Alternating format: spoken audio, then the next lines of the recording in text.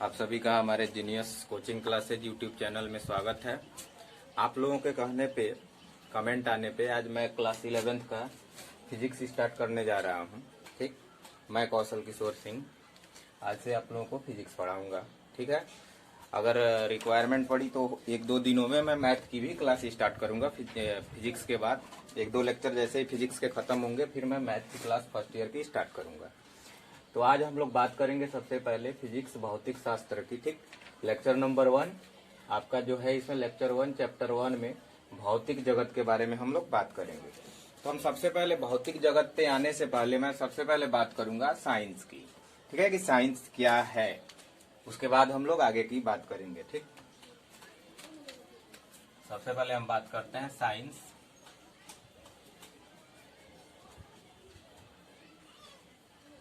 विज्ञान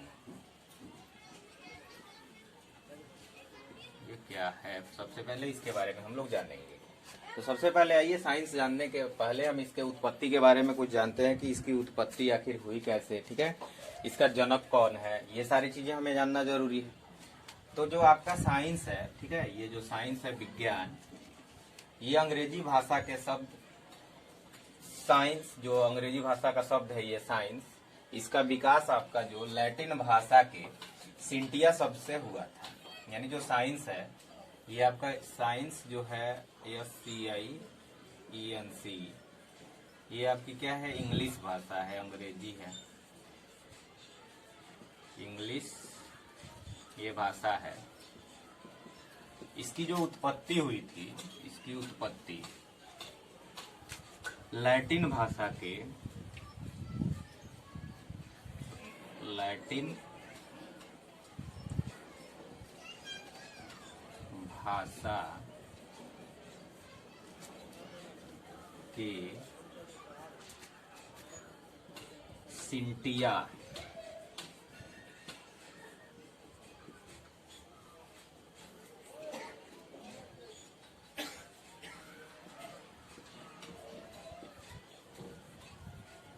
लैटिन भाषा के सिंटिया शब्द से साइंस की उत्पत्ति हुई थी।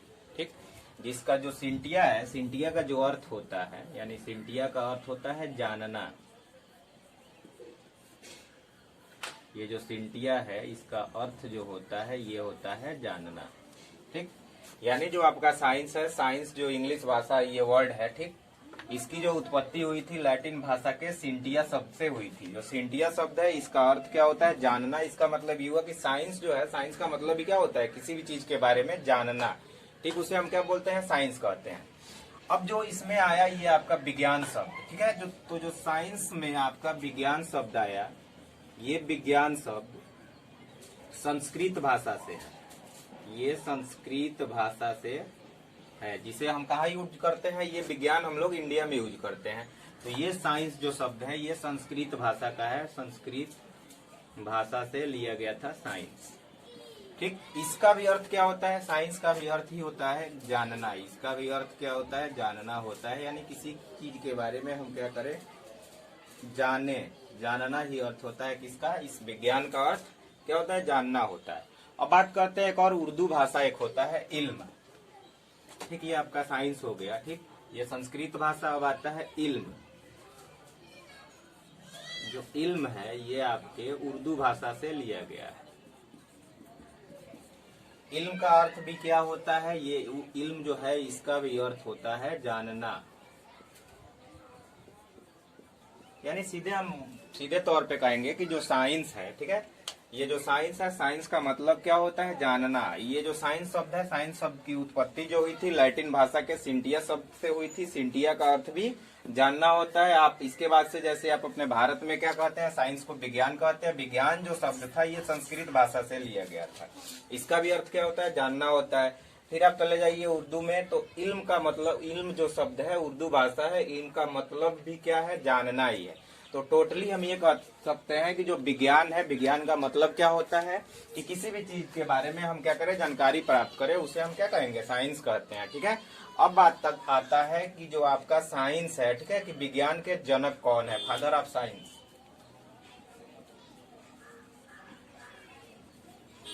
फादर ऑफ साइंस, यानी विज्ञान के पिता कौन है। ठीक, तो इसके बारे में हम किसी एक साइंटिस्ट को नहीं कह सकते हैं कि फलाना, ये जैसे न्यूटन हो गया, ठीक है, चाहे आपके गैलीलियो हो गए, तो इनमें से कोई भी होमी जहांगीर भाभा, हम किसी एक साइंटिस्ट को, ठीक है, हम नहीं कह सकते हैं कि ये साइंस के क्या है, फादर है। इसे क्या किया गया था, कई साइंटिस्ट सारे मिलकर क्या किए थे, साइंस की खोज किए थे, साइंस को डेवलप किए थे, इसका विकास किए हुए थे। ठीक है, तो इसलिए हम किसी एक को नहीं कह सकते हैं कि फलाना साइंस के क्या है, जन्मदाता है। लेकिन क्या किया गया था कि जो गैलीलियो थे, ठीक है, गैलीलियो को ही माना गया था फादर ऑफ साइंस। ठीक है, यानी कि इसको गैलीलियो,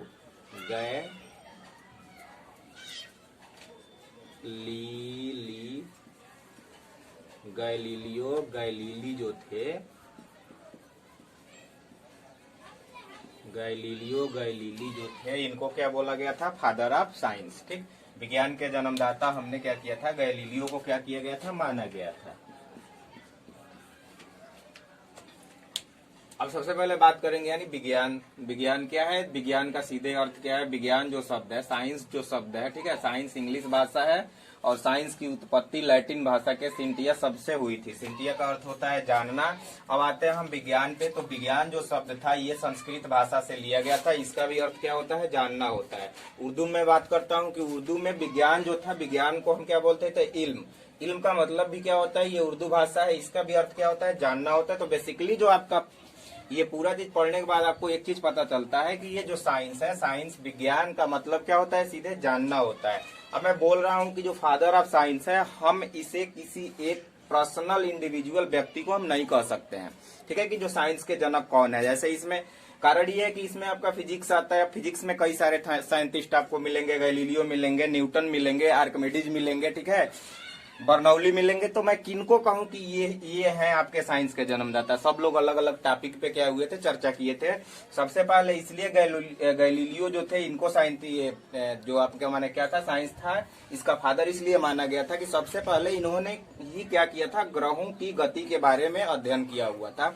उसके बाद से आपके जो न्यूटन थे, ठीक है, वो फोर्स वगैरह के बारे में बताए थे। तो इनको क्या किया गया कि इनको मान लिया गया कि जो साइंस के फादर हैं, ठीक है, मॉडर्न जो साइंस है, आधुनिक जो विज्ञान है, उसके जो जन्मदाता है गैलीलियो ही है। ठीक है, गैलीली। अब आगे की मैं बात करता हूं कि आपका जो ये साइंस है, साइंस को टोटल 3 पार्ट में डिवाइड कर दिया गया है।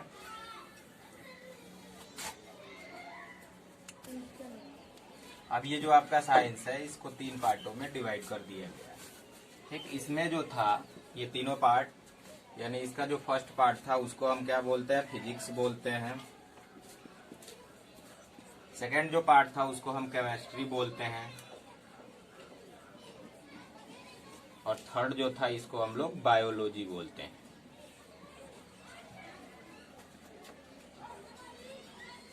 एक अब हमें क्या बात करनी है, हमें इस केमिस्ट्री और बायोलॉजी से फिलहाल अभी कोई मतलब नहीं है। हमें जो बात करनी है, इस फिजिक्स की बात करनी है। हमें पढ़ाई करनी है किसकी, फिजिक्स की। हमारा जो लेक्चर नंबर 1 है किससे, भौतिक जगत से, फिजिकल वर्ल्ड से है। ठीक है, तो अब हम बात करेंगे फिजिक्स की, भौतिक जगत। ठीक है, अब हम लोग रिटर्न आ रहे हैं सीधे अपने चैप्टर, अपने इस भौतिक शास्त्र के अंदर कि भौतिक शास्त्र क्या है। ठीक है, ये चीजें कहाँ से उत्पन्न हुई, कैसे हुई, इसके बारे में हम लोग पढ़ेंगे। अब चलिए मैं बात करता हूँ इस भौतिक जगत की। ठीक है, फिजिकल वर्ल्ड क्या है, ये भौतिक क्या है, ठीक है, इसके बारे में मैं बात करूंगा। तो आप देख रहे होंगे कि बोर्ड पे आपको कुछ लिखा हुआ दिख रहा होगा। ठीक है, जो आपको समझने में भी दिक्कत होगा, हमें भी नहीं पता ये क्या है, कुछ चाऊ माऊ करके, ठीक है, लिखा हुआ है।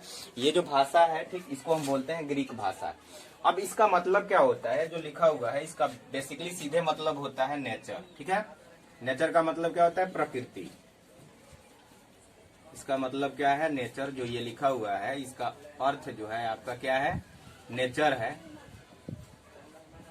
और ये जो भाषा आया हुआ था, ठीक है, नेचर के बारे में जो अध्ययन किया गया था, ये 15वीं जो सेंचुरी थी, 15वीं शताब्दी में किया गया था। इसका मतलब सीधे है नेचर से। ठीक, अब नेचर का मतलब क्या होता है, सीधे मैं बात करूंगा। जो नेचर होता है, नेचर का अर्थ होता है फिजिक्स, यानी जो प्रकृति है। ठीक है, प्रकृति का अर्थ क्या होता है, फिजिक्स होता है। ये आपको समझना है।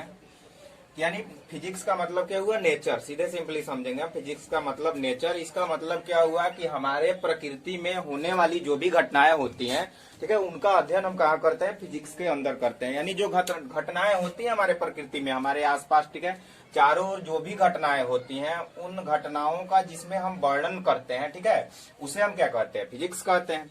ठीक, यानी हमारे चारों ओर पास पड़ोस में होने वाली जो भी घटनाएं होती हैं, उन्हीं घटनाओं को हम क्या बोलेंगे, फिजिक्स बोलेंगे। ठीक है, यानी बेसिकली सीधे अगर बेसिक तौर पे हम देखें तो फिजिक्स का मतलब क्या है, नेचर से ही है, ठीक है, प्रकृति से है। यानी अब क्या होता है कि फिजिक्स में हम क्या करते हैं कि फिजिक्स के अंदर, ठीक, सिंपली हम बेसिक जो लॉ होते हैं उन्हीं का हम क्या करते हैं, अध्ययन करते हैं। अब आपसे क्या हो कि पूछा जाए कि फिजिक्स क्या है, तो आप क्या बताएंगे, इसके बारे में आपको इंश्योर होना जरूरी है। जो फिजिक्स है, सिंपली आपको ये बताना है कि फिजिक्स क्या है, प्रकृति है।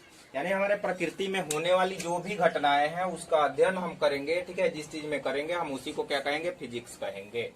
ठीक है, अब बात करते हैं हम फिजिक्स जो है, फिजिक्स के बेसिक 2 लॉ हैं, उसकी मैं बात करूंगा। अब इसे मैं इरेज कर रहा हूं, ठीक है। Basic law of physics. मतलब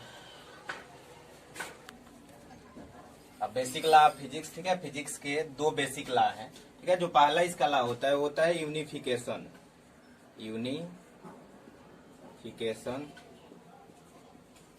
और दूसरा जो लॉ होता है इसका, ये होता है रिडक्शनिज्म। ठीक है, रिडक्शनिज्म। ठीक है, अब हम क्या करेंगे कि इसके बारे में आपको बारी बारी से समझाएंगे कि ये यूनिफिकेशन क्या है, फिर रिडक्शनिज्म क्या है। ठीक है, इसके बारे में हम लोग पहले जानेंगे। ठीक है, तो सबसे पहले हम आपको ये चीज बताना चाहते हैं कि यूनिफिकेशन क्या है। अभी हमने बोला था कि जो फिजिक्स है, फिजिक्स में आपका 2 बेसिक लॉ है। ठीक है, जो इसमें पहला लॉ है क्या है, यूनिफिकेशन है, दूसरा क्या है, रिडक्शनिज्म है। ठीक है, तो हम सबसे पहले बात करेंगे यूनिफिकेशन की, कि यूनिफिकेशन क्या होता है।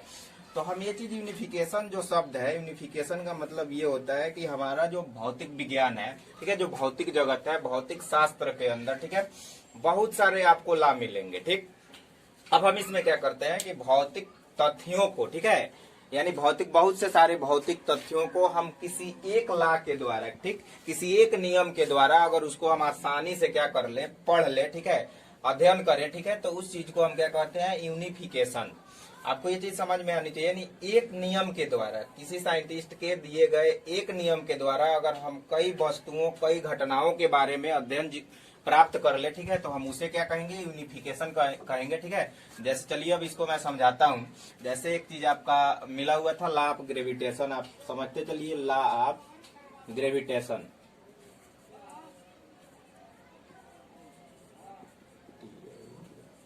यहाँ पे जैसे लॉ ऑफ ग्रेविटेशन, जिसको हम क्या बोलते हैं, गुरुत्वाकर्षण का नियम।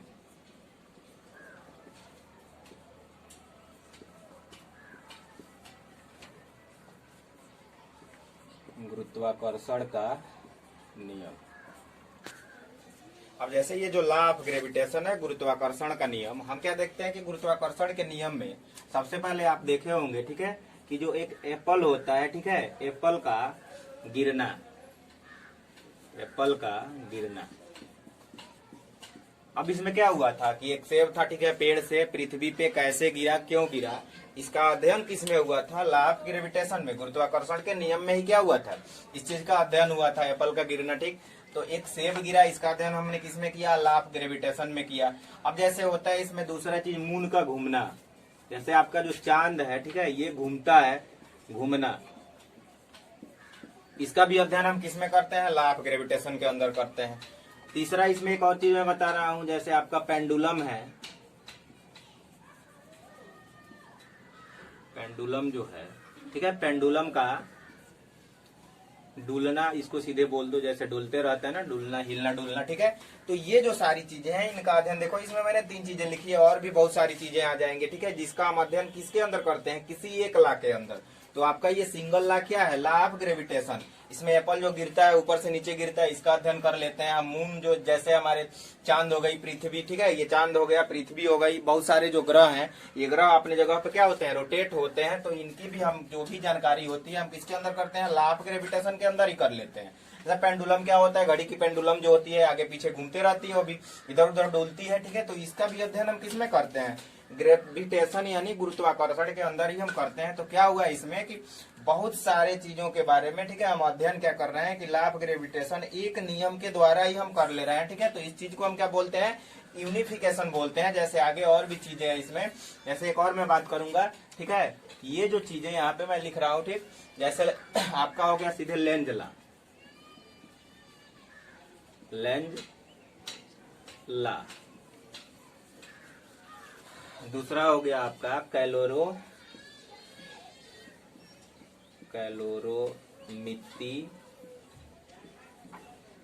कैलोरीमिति, ठीक है, जिसको हम क्या बोलेंगे, कैलोरीमिति या कैलोरीमिति जो भी है, ठीक है। तीसरा इसमें मैं लिख रहा हूँ किरचॉफ का नियम, किरचॉफ का नियम। और भी इसमें बहुत सारे नियम है, ठीक है। जैसे इसमें आप जाओगे आगे की तरफ, ठीक है, तो इसी में पढ़ना है फर्स्ट ईयर में ही, बर्नौली प्रमेय। तो इसमें बहुत सारे चीज लिखे गए हैं, लेंज लॉ है, कैलोरीमिति का सिद्धांत है, किरचॉफ का नियम है, बर्नौली प्रमेय, ठीक है। तो इन सब ये जो सारे हैं, ठीक है, ये किसी एक लॉ के अंदर हम क्या करते हैं, पढ़ते हैं। अब ये जो लॉ है, ठीक है, उसको हम क्या बोलते हैं, लॉ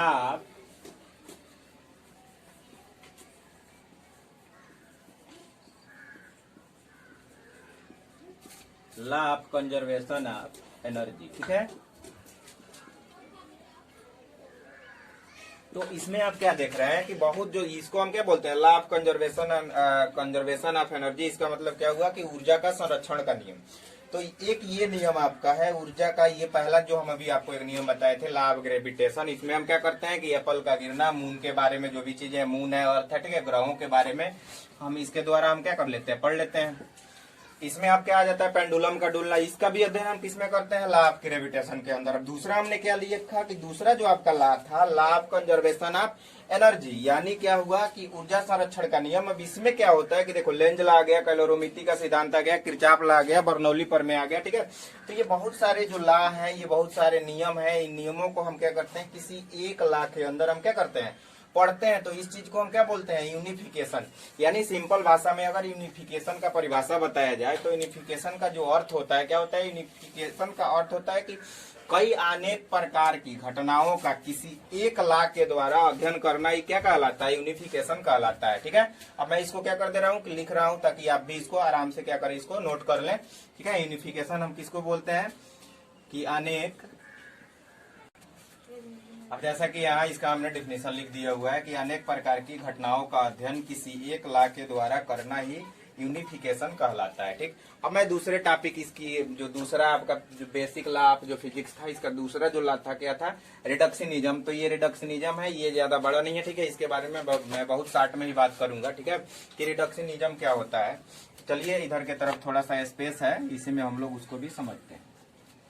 अब रिडक्शनिज्म क्या होता है कि बहुत बड़ी बड़ी समस्याओं को, ठीक है, हम क्या करते हैं रिडक्शनिज्म में कि बहुत बड़ी बड़ी जो समस्याएं होती है उनको छोटे छोटे पार्टों में, ठीक है, तोड़ करके, ठीक है, अध्ययन करना ही रिडक्शनिज्म कहलाता है।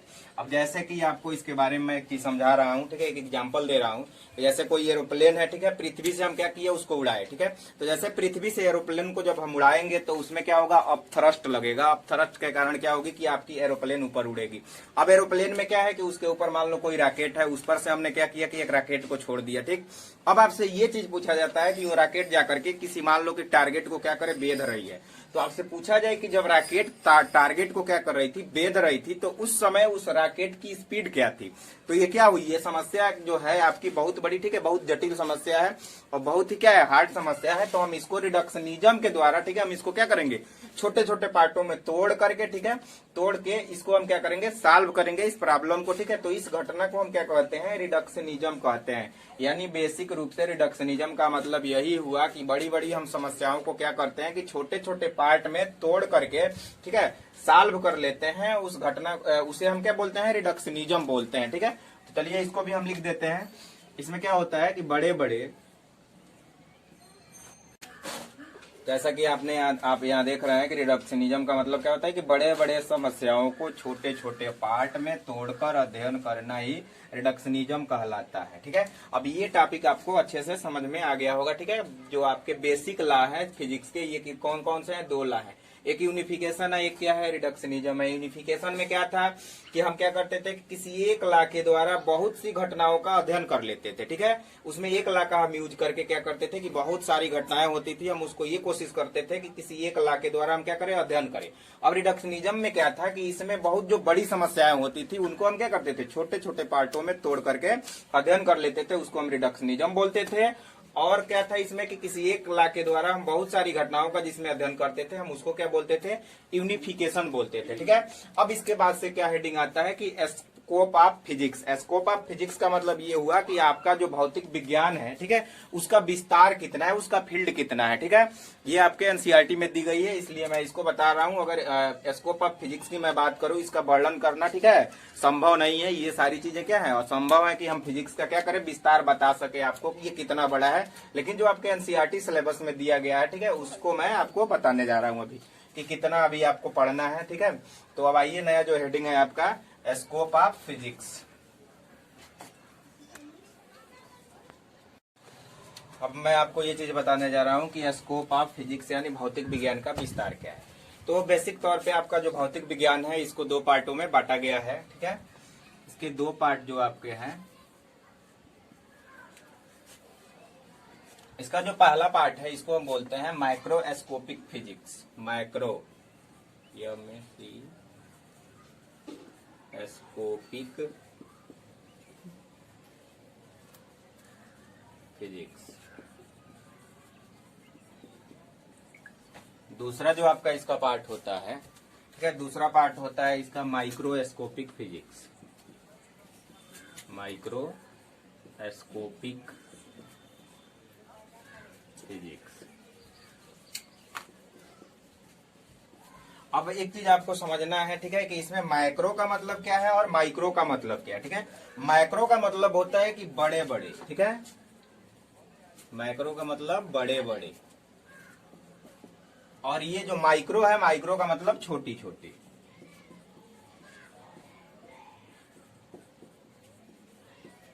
अब बात करते हैं इसमें माइक्रो में, ठीक है, जो माइक्रो है, ठीक, बड़े बड़े, इसमें जो भी चीजें आती है बड़ी बड़ी चीजों का हम क्या करते हैं, अध्ययन करते हैं। और माइक्रो जो स्कोपिक फिजिक्स है इसमें हम छोटी छोटी चीजों का अध्ययन करते हैं। अब इसमें बड़े बड़े चीज आपके क्या आ गए माइक्रो फिजिक्स में। माइक्रो फिजिक्स के अंदर क्या होता है कि हम अर्थ, ठीक है, मून, ठीक, इन सारी चीजों का हम क्या करते हैं, इसके अंदर हम अध्ययन करते हैं, ठीक है। इसलिए इसका एक और नाम दिया गया था क्लासिकल फिजिक्स। इसका दूसरा जो नाम था क्लासिकल फिजिक्स। अब क्लासिकल का मतलब आप तो समझ गए होंगे, जैसे आप इस समय क्या करते हैं, गाना वगैरह सुनते हैं तो कहते हैं क्लासिकल म्यूजिक। क्लासिकल का मतलब क्या होता है, ओल्ड, पुराना, ठीक है। ये जो आपका माइक्रोस्कोपिक जो फिजिक्स है, ये बहुत ही पुराने फिजिक्स को, जो ओल्ड फिजिक्स था, इसको हम क्या बोलते हैं, माइक्रोस्कोपिक फिजिक्स। यानी ये क्या है, ओल्ड फिजिक्स। ये जो पुरानी फिजिक्स है इसको हम क्या बोलते हैं, माइक्रोस्कोपिक फिजिक्स। ओल्ड फिजिक्स है, इसको हम क्या बोलते हैं, क्लासिकल फिजिक्स के नाम से भी हम इसको जानते हैं, ठीक। अब दूसरा जो चीज आपका आता है माइक्रोस्कोपिक फिजिक्स, हम इसके अंदर क्या करते हैं, छोटी छोटी चीजों का स्टडी करते हैं, ठीक है, अध्ययन करते हैं, ठीक। अब इसमें छोटी छोटी चीजें क्या है आपके, इलेक्ट्रॉन है, प्रोटॉन है, ठीक है, एक्सेट्रा, जो भी आदि और भी सारी चीजें हैं, ठीक है, छोटी छोटी जो चीजें हैं, हम इसका हम क्या करते हैं, अध्ययन करते हैं। इसमें इलेक्ट्रॉन और प्रोटॉन का, ठीक है, अध्ययन हम जिसके अंदर करते हैं, ठीक है। इस फिजिक्स को, माइक्रो जो स्कोपिक आपका फिजिक्स है, इसका एक दूसरा नाम है, ठीक है, जिसको हम क्या बोलते हैं, क्वांटम फिजिक्स के नाम से जानते हैं। Quantum physics. ठीक है, SICS। इसको हम किसके नाम से जानेंगे? क्वांटम फिजिक्स के। ठीक है, क्वांटम फिजिक्स, और इसको एक और नाम है, ठीक है, आज की डेट में हम इसको क्या बोलते हैं? Modern physics. Modern physics. अब मॉडर्न फिजिक्स के अंदर मैं क्या बोल रहा हूँ कि हम लोग इसके अंदर इलेक्ट्रॉन, प्रोटॉन, यानी बहुत छोटे छोटे पार्टिकल जो हमें नहीं दिखाई देते हैं, इसके अंदर कण वगैरह जो भी चीजें हैं जो हमें नहीं दिखते हैं, हम उसका अध्ययन करते हैं। इसलिए इसका नाम क्या रखा गया था? माइक्रोस्कोपिक। माइक्रो का मतलब आपको पता है, माइक्रोस्कोप का मतलब क्या होता है? सूक्ष्मदर्शी। ठीक है, आपको पता है पहले से ही। तो इसमें हम छोटी छोटी चीजों का अध्ययन करते हैं, इसमें बड़ी बड़ी जो चीजें होती हैं, ठीक है, उसका अध्ययन करते हैं, जो आपके प्राचीन काल से चला आ रहा है, लेकिन इसमें आजकल के जो डेट में डिस्कवर हो रहे हैं, ठीक है, वो आपके आते हैं माइक्रोस्कोपिक फिजिक्स में। ठीक है, अब मैं आगे की बात करूंगा कि जो ये माइक्रोस्कोपिक फिजिक्स है ये कितने पार्ट में डिवाइड है, और माइक्रोस्कोपिक जो फिजिक्स है ये कितने पार्ट में फिर डिवाइड है। अभी आप इसके पहले जो मैं अभी एक टॉपिक आपको बता रहा था, जो स्कोप ऑफ फिजिक्स था, ठीक है, फिजिक्स का विस्तार, तो उसमें हमने आपको दो चीजें बताई थी कि फिजिक्स को हम दो पार्ट में बांटे हुए थे। क्लासिकल फिजिक्स था, दूसरा था मॉडर्न फिजिक्स। अब मैं बात करूंगा ये जो क्लासिकल फिजिक्स है, इस क्लासिकल फिजिक्स में हम क्या क्या चीजें पढ़ते हैं। ठीक है, तो जो आपकी क्लासिकल फिजिक्स है इसको क्या किया गया है कि 4 पार्टों में डिवाइड किया गया है। कि आपका जो क्लासिकल फिजिक्स है ये 4 पार्टों में डिवाइडेड है। अब इसमें जो सबसे पहला है, ठीक है, ये आपका होता है मैकेनिक्स।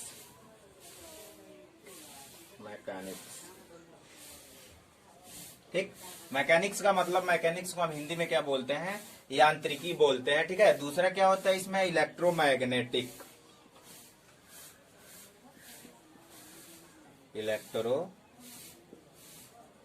मैग्नेट। तीसरा जो आपका होता है ऑप्टिक्स।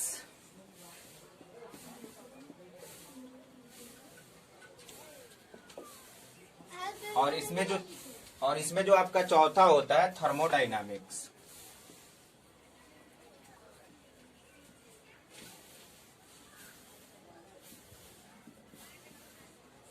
ठीक, अब मैकेनिक्स के अंदर, ठीक है, जो आपका मैकेनिक्स है, ठीक, ये मैकेनिक्स हमें फर्स्ट ईयर में ही पढ़नी है, क्लास 11th में पढ़नी है। जो इलेक्ट्रोमैग्नेट है ये हमें क्लास 12th में पढ़ना है। ऑप्टिक्स जो है ये भी हमें क्लास 12th में पढ़ना है। ठीक है, ये जो थर्मोडायनामिक्स है ये हमें क्लास 11th के अंदर पढ़ना है। ठीक है, अब इसमें मैं बोल रहा था मैकेनिक्स का मतलब क्या होता है? यांत्रिकी होता है। इलेक्ट्रोमैग्नेट का मतलब क्या होता है? विद्युत चुंबक होता है। ऑप्टिक्स यानी ये प्रकाश के बारे में हमें अध्ययन करना है। ठीक है, थर्मोडायनामिक्स यानी इसमें हम हीट के बारे में पढ़ेंगे। अब ये जो मैकेनिक्स है, अब मैं आपको ये बताऊंगा कि इस मैकेनिक्स के अंदर हमें क्या क्या चीजें पढ़नी होती है। तो जैसे मैकेनिक्स के अंदर आप पढ़े होंगे मोशन के बारे में। ठीक, इसके अंदर क्या आ जाता है? मोशन आता है। और इसके अंदर क्या आ जाता है? फ्रिक्शन आता है। ठीक, इसमें क्या आता है? मोमेंटम आता है। मोशन का मतलब क्या होता है? गति हो गया। फ्रिक्शन का मतलब क्या हो गया? आपका घर्षण हो गया। ठीक है, मोमेंटम का मतलब क्या आ गया? कि किसी भी चीज के अंदर, ठीक है, मुड़ना, घूमना। ठीक है, इसके अंदर और भी चीजें आती हैं, जैसे हम क्या करें रॉकेट के बारे में। ठीक, रॉकेट के बारे में, रॉकेट के थ्रस्ट के बारे में। ठीक है, कितना थ्रस्ट मिला जिससे क्या हुआ? ऊपर की तरफ रॉकेट उड़ा। और भी सारी चीजें आती हैं, जैसे इसमें हम साउंड के बारे में भी पढ़ते हैं। ठीक, और भी बहुत सारी टॉपिक है एक्सेट्रा। ठीक है, बहुत सारी चीजें हैं जिसको हम किसके अंदर? मैकेनिक्स के अंदर पढ़ेंगे। अब दूसरी चीज आती है इलेक्ट्रोमैग्नेट। जो इलेक्ट्रोमैग्नेट होता है इसके अंदर हम क्या पढ़ते हैं? इसके अंदर जैसे हम सबसे पहले, ठीक है, करंट के बारे में पढ़ते हैं। करंट क्या है? ठीक है, इसमें चार्ज वगैरह जो भी चीजें हैं, चार्ज के बारे में आपको पढ़ना होगा। ठीक, इसमें हीटर वगैरह हैं, तो हीटर वगैरह सब क्या चीजें हैं, कैसे बनते हैं। ठीक है, इसमें आपको जनरेटर भी पढ़ना है, मोटर वगैरह। ठीक है, बहुत सारी चीजें हैं जिसको आपको इसमें अंदर, जो भी बिजली से जो भी चलने वाली उपकरणें होंगी, ठीक है, वो किसमें आपको पढ़ना है? इलेक्ट्रोमैग्नेट में पढ़ना है। तो ये सारी टॉपिक आपको इलेक्ट्रोमैग्नेट के अंदर पढ़ना है। अब आता है इसके अंदर एक टॉपिक आपका है ऑप्टिक्स। ठीक है, तो ऑप्टिक्स में क्या पढ़ना है? ऑप्टिक्स के अंदर आपको, ठीक है, प्रकाश यानी लाइट के बारे में पढ़ना है। लाइट, इस लाइट के अंदर आप देखते होंगे इसमें टेलीस्कोप आता है, माइक्रोस्कोप आता है। ठीक है, यानी सूक्ष्मदर्शी, दूरदर्शी। ठीक है, आंख के बारे में होता है। ठीक, इसमें आप लेंस के बारे में पढ़ते हैं। इसमें आप मिरर के बारे में पढ़ते हो। ठीक है, और भी बहुत सारी चीजें हैं, इसको कितना एक्सप्लेन मैंने इसको सही ढंग से, ठीक है। अभी इस समय शार्ट में हम आपको बता रहे हैं, जब क्या होगा कि ये सारी जब मैं चैप्टरों को पढ़ाऊंगा, इन फिजिक्सों को जब मैं पढ़ाना स्टार्ट करूंगा तो वहां पे मैं इसकी विस्तृत अध्ययन, ठीक है, बारी बारी से एक एक टॉपिक को आपको क्या होगा कि पढ़ाया जाएगा वहां पे, ठीक, जब ये टॉपिक स्टार्ट होंगे। अब मैं बात करूंगा कि ये थर्मोडायनामिक्स क्या है। तो हम थर्मोडायनामिक्स जो है, ठीक है, इस थर्मोडायनामिक्स में हम किसकी बात करते हैं, हीट की बात करते हैं। सबसे पहले क्या आता है, हीट, ठीक है। इसके बाद इसमें हम क्या पढ़ते हैं, हीट इंजन के बारे में पढ़ते हैं, हीट इंजन। अब इस हीट इंजन के अंदर आपका डीजल इंजन, पेट्रोल इंजन, जो भी है, गैस इंजन, ये सारे के सारे इंजन आते हैं, ठीक है। ये हम इसमें पढ़ते हैं, ठीक है। इसमें हम और क्या पढ़ते हैं, टेम्परेचर के बारे में पढ़ते हैं, टेम्परेचर। अब आप जैसे ही मैं थर्मोडायनेमिक्स जब पढ़ाऊंगा तो इसमें आपको मैं एक चीज समझाऊंगा कि जो टेम्परेचर है और हीट है, दोनों में अंतर है, ठीक है। अभी अब तक जो आप चीजें जानते होंगे कि हीट और टेम्परेचर क्या है, एक चीजें हैं, तो ये दोनों एक चीजें नहीं है, दोनों अलग अलग चीजें है। जिस समय मैं आपको थर्मो पढ़ाऊंगा उसमें ये दोनों का, ठीक है, अंतर डिफरेंस जो है उसको मैं बताऊंगा। और भी क्या चीजें आती है इसमें, आप रेफ्रिजरेटर जानते होंगे, रेफ्रिजरेटर, ठीक है, जिसको हम लोग क्या बोलते हैं, फ्रिज बोलते हैं, ठीक है, फ्रिज भी बोलते हैं, एसी बोलते हैं, रेफ्रिजरेशन करना यानी फ्रीजिंग करना है किसी चीज का, ठीक है। और भी क्या होता है इसके अंदर, ला भी कुछ होता है, कुछ नियम भी होता है थर्मोडायनामिक्स का, ठीक है। उसको हम क्या करेंगे कि इसके अंदर पढ़ेंगे। थर्मोडायनामिक्स के आपके जो रूल होते हैं, 3 ला होते हैं, ठीक है, उसको हम लोग इसमें पढ़ेंगे बेसिकली, ठीक है। जो भी चीजें इसमें 0th ला है, फर्स्ट ला है, सेकंड ला है, इसको हमें क्या करना है कि इस थर्मोडायनामिक्स के अंदर पढ़ना है, ये थर्मोडायनामिक्स ला, ठीक। अब मैं बात करूंगा इधर मॉडर्न फिजिक्स की। मॉडर्न फिजिक्स का जो सिलेबस है वो क्या है। तो मॉडर्न जो फिजिक्स है, इसमें हम किसका अध्ययन करते हैं, स्मॉल पार्टिकल का। स्मॉल पार्टिकल, स्मॉल पार्टिकल का मतलब हो गया छोटे छोटे, ठीक है, कणों के बारे में हम इसमें अध्ययन करते हैं। अब इसमें क्या क्या आते हैं स्मॉल पार्टिकल में, इलेक्ट्रॉन हो गया, ठीक है, प्रोटॉन हो गया। अब ये जो इलेक्ट्रॉन है, प्रोटॉन है, अब इसमें क्या करते हैं हम, इलेक्ट्रॉन की गति का अध्ययन करते हैं, प्रोटॉन की गति का अध्ययन करते हैं। ये इलेक्ट्रॉन प्रोटॉन आप जानते होंगे कि ये अस्थायी नहीं रहते हैं, ठीक है। इसमें हम क्या करते हैं, किसी भी नाभिक के न्यूक्लियस, ठीक है, न्यूक्लियस के बारे में हम अध्ययन करने लगते हैं, ठीक है। इसमें हम क्या करते हैं, एटम का अध्ययन करते हैं, एटम, ठीक है। एटम आप समझ रहे होंगे, एटम से हम क्या करते हैं, एटम बम वगैरह का निर्माण करते हैं, ठीक है। तो ये सारे अध्ययन हम किसमें करेंगे, मॉडर्न फिजिक्स के अंदर करेंगे। इसमें और भी टॉपिक आएंगे, एक्सरे आप सुने होंगे, एक्सरे, ठीक है, एक्सरे का भी हम अध्ययन करेंगे, ठीक है। इसमें और क्या आएंगी, सेमीकंडक्टर, ठीक, सेमीकंडक्टर में जैसे आपका क्या आ जाता है, रेडियो आ जाता है, टीवी आ जाता है, ठीक, इसमें लेजर भी आते हैं। तो ये सारे चीजों का हम क्या करेंगे, इसके अंदर अध्ययन करेंगे, ठीक है। और भी बहुत सारी चीजें हैं, ठीक, ETC अभी मैं कर दे रहा हूँ। अब इसके बाद से एक लास्ट हेडिंग इसमें आपका आता है, ठीक है, फिजिक्स, टेक्नोलॉजी और सोसाइटी में रिलेशन क्या है। इसको एक और लास्ट टॉपिक अभी आपको मैं समझा के, और ये आपका मैं पहला चैप्टर यहीं पे क्लोज करूंगा। पहला चैप्टर अभी क्लोज नहीं करूंगा, एक और लेक्चर लूंगा, ठीक है। उसमें भी थोड़ा सा 20-25 मिनट का लेक्चर होगा। उसके बाद आपका फर्स्ट जो टॉपिक होगा, फर्स्ट चैप्टर जो होगा आपका समाप्त हो जाएगा। तो अभी आज की डेट में अभी एक और टॉपिक है छोटा सा, उसको मैं थोड़ा बता दूं आपको। चलिए अब मैं आज का जो हमारा लेक्चर है, इस लेक्चर का आज का लास्ट हेडिंग जो है, ठीक है, यानी physics, technology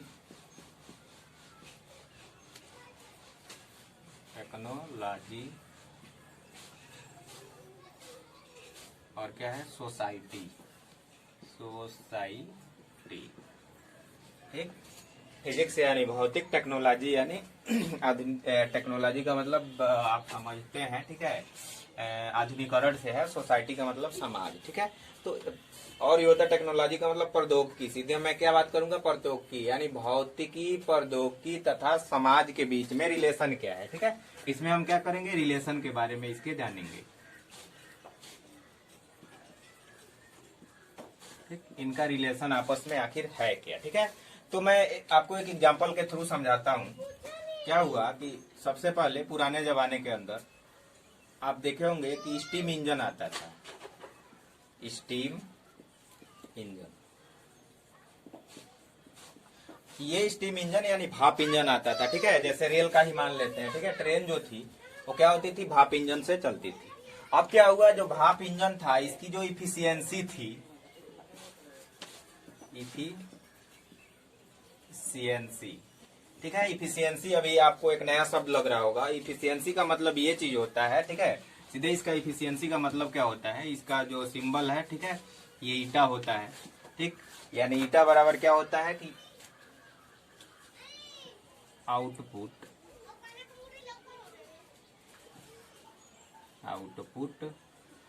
by input into हम क्या करते हैं 100, ठीक है। इधर हम लगा देते हैं परसेंटेज, ठीक। अब इसका मतलब इफिशियंसी का मतलब ये हुआ कि जैसे हमारा कोई अगर उपकरण है, ठीक है, उसमें हम क्या देते हैं, मैंने कितना कोई चीज देते हैं और हमें उसका रिजल्ट कितना मिलता है, ठीक है, आउटपुट कितना मिलता है। आपको एक और चीज पता होना चाहिए कि आज तक कोई भी यूनिवर्स में, इस संसार में कोई ऐसा उपकरण नहीं बना जिसकी इफिशियंसी 100% हो।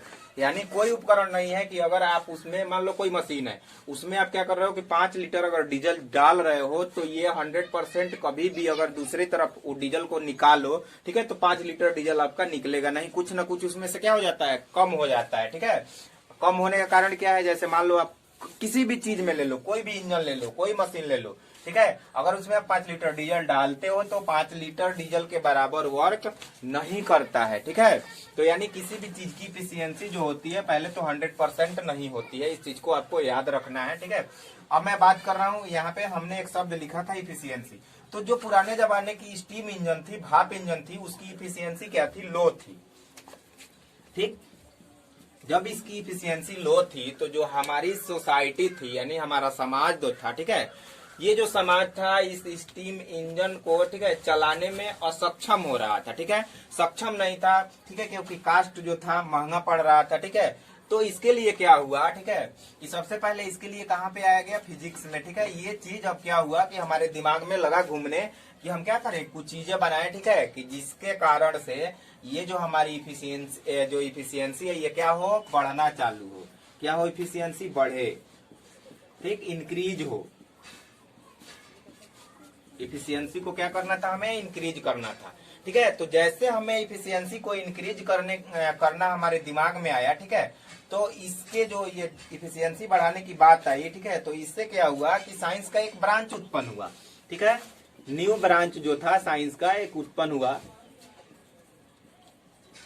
इस ब्रांच का नाम क्या था, थर्मोडायनामिक्स। क्या उत्पन्न हुआ, थर्मोडायनामिक्स आपका उत्पन्न हो गया।